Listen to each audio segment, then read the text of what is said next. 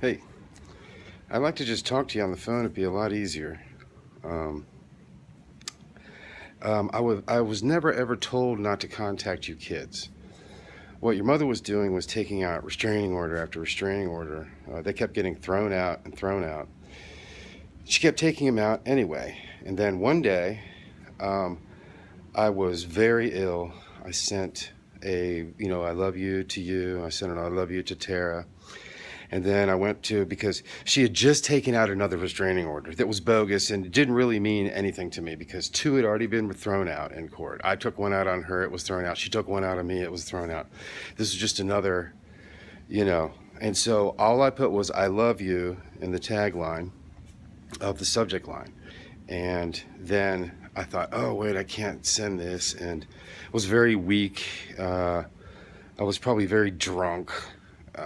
And my finger, the phone slipped down and went right across the send button. So I thought, no, it's no big deal. I really thought I was going to die. I thought I was dying. I just wanted to tell everybody, hey, I love you. I'm really proud of you, blah, blah, and tell Kathy I love you, regardless of whatever's going on between us. Anyway, didn't think anything of it. And the next day, I get a knock on the door. It's the police. And they got the email, and it says, did you send this? And I said, yeah, I sent it. Up against the wall. They take me downtown, and they tell me that that it's going to cost me $8,000 to get out.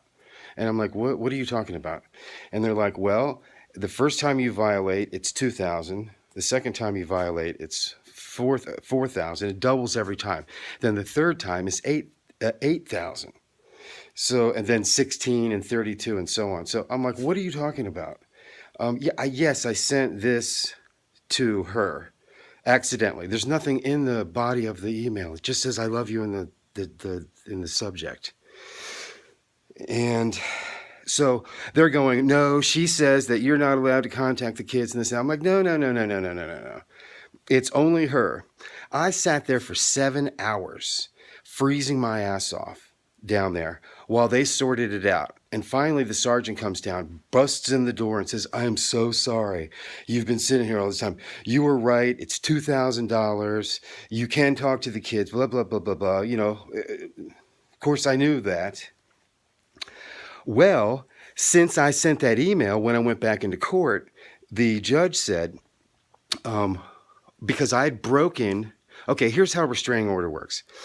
You can take one out on anybody, and immediately it's effective. So in other words, you go to the court, and the court says, you say, I'm afraid, and the court will say, they'll take it out right away. Now, what they do is they have a hearing in 30 days. In 30 days, you go before the judge, and then you have to plead your case at that point. And then it's either continued on or it's thrown out. Well, they do this so that, if someone's in fear of their life, boom, they can get immediate protection. And that way the court's not going to be held liable. They don't have to make any decisions. That decision gets made 30 days later. So anyone can do this at any time on anybody for any reason. All you have to say is that you think your life is in danger. That's all you have to do. So I go into court and they said, well, you broke it. And I said, what do you mean? And they said, well, you sent this email. So once you break a restraining order, then a person can get up to a 5-year. See, now it's up to Kathy, because you broke this thing, because you sent that email, okay, and you showed the court that you can't control yourself. It's going to be granted, and she gets to choose whether she wants it granted, and she could do up from 1 to 5 years. So the judge looks at Kathy and looks at your mom and says, well, what do you want to do? And she goes, I want a 5-year restraining order. And I threw up on the table in court. I puked all over the table. I couldn't believe it. So that's how this 5-year restraining order came about. Now, what else was in this?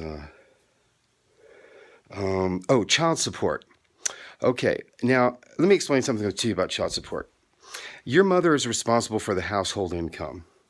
She was continuously screwing me and taking away every thing I could possibly do, because she had the entire court system wrapped up in her hand. And I didn't get a control of that until she took me into court, trying to get me thrown in jail and all this other crap. And they threw all of it out because I asked for a change of venue.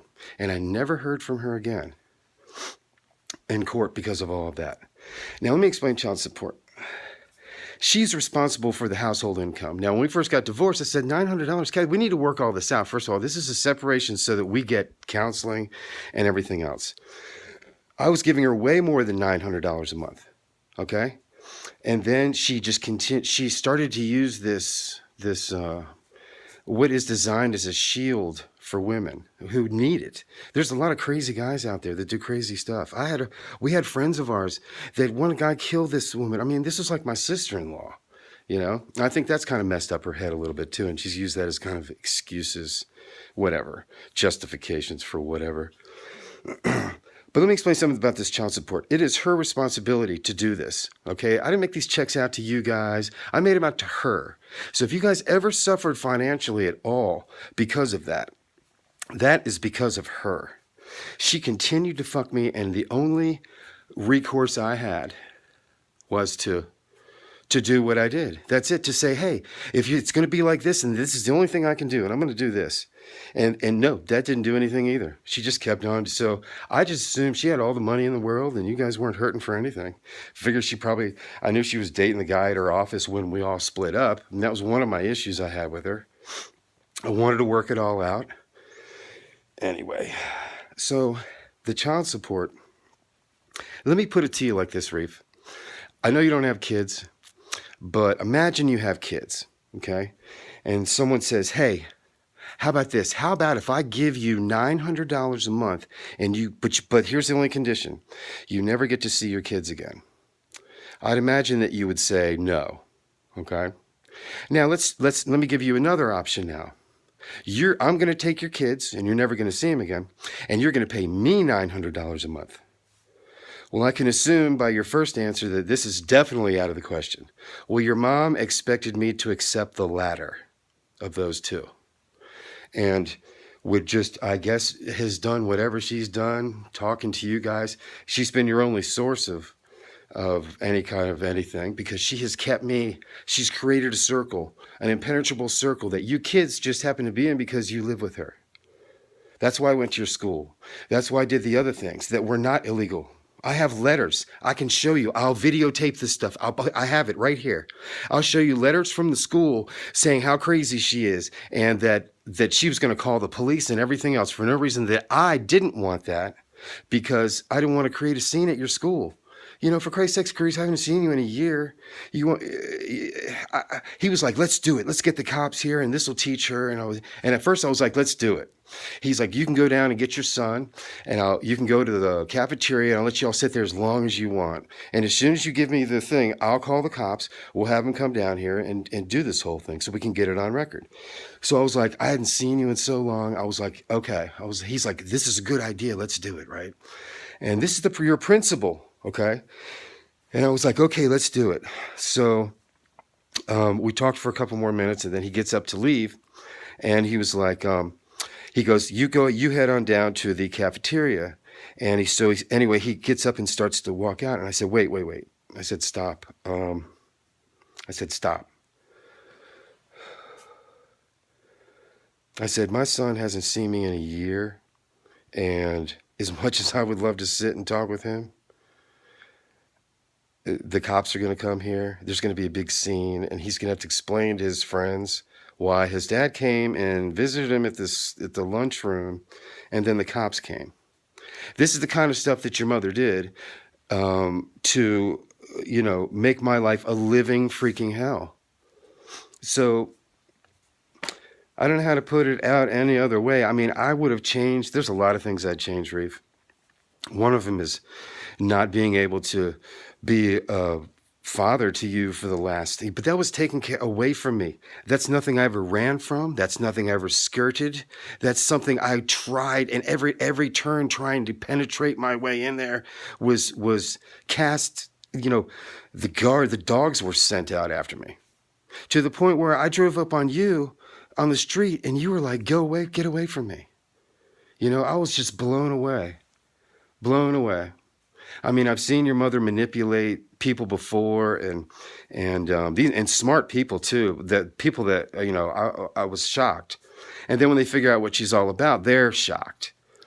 But I just didn't think.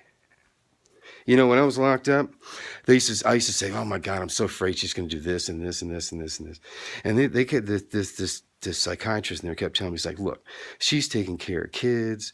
She's got all these responsibilities. She's got to take over all your responsibilities and do all of hers. She doesn't have time to be, having a boyfriend over there around your kids and anything else." And I get back, and it's 100 times worse than it could have ever been. And I don't even want to go, I'm Reif. I've been 2 years now. My life is great. And I miss you. I want to be a part of your life. That's like a hole in my heart, that's always going to be there until it's filled by you. And maybe that's selfish of me, and maybe that's just a parent thing, a genetic thing. I never experienced anything like this until I had kids. In fact,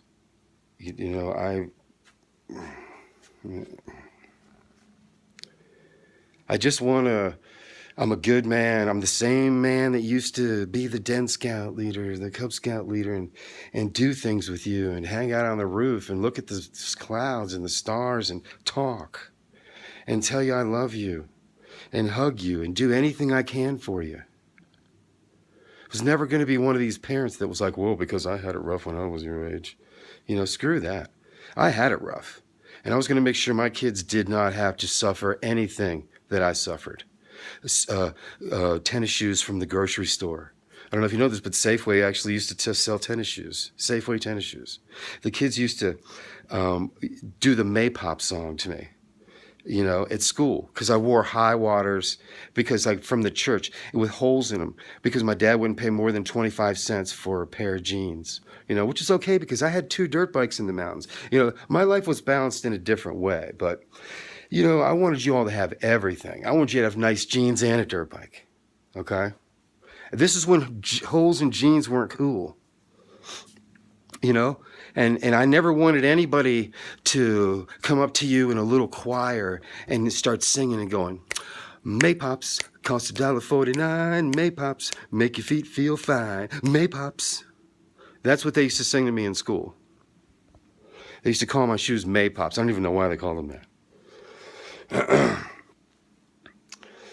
And I did everything I could for, I thought for your mom and for us. And what honestly happened with me that really was my downturn as far as not being able to be in control of my emotions and whatnot is I hurt my back very badly. And it was actually, it all came on in that house while I was in the kitchen. All I did, Tara was filling a glass of water, and Tara she said, Dad, or something. And I just turned and twunk, my back seized up and I literally couldn't lay down for 2 days. And your mother, took me into the doctor, and I had to start he put me on all of this. I'd never been on pain medication in my life. Never even taken an aspirin. Maybe once I took an aspirin. And this guy's like, you need to do this. You need these antispasmodic drugs. And I was in so much pain and at first he did put injections into the muscles of my back because he said they were so spasmed that there was no medication that outside of knocking me unconscious. And then letting them relax because, so he's like, I can inject them. So he injected these things. And of course I want to get up and start dancing, but he's like, no. He's like, you need to start taking this medication and it won't, come back. You'll be able to function, better than you are. And this was oxycodone. And it just, I had no idea the slippery slope I went on. Now everybody knows about this stuff, but this was like in the beginning of the pain medicating days, and where doctors were just giving this stuff out. Crazy, dude. I mean, if they were giving me enough stuff that would kill someone, And that's the judge's words. And you can look it up. You can Google my name and Maui News, and you can look at the articles. And you see what the judge said. He compared me to Heath Ledger.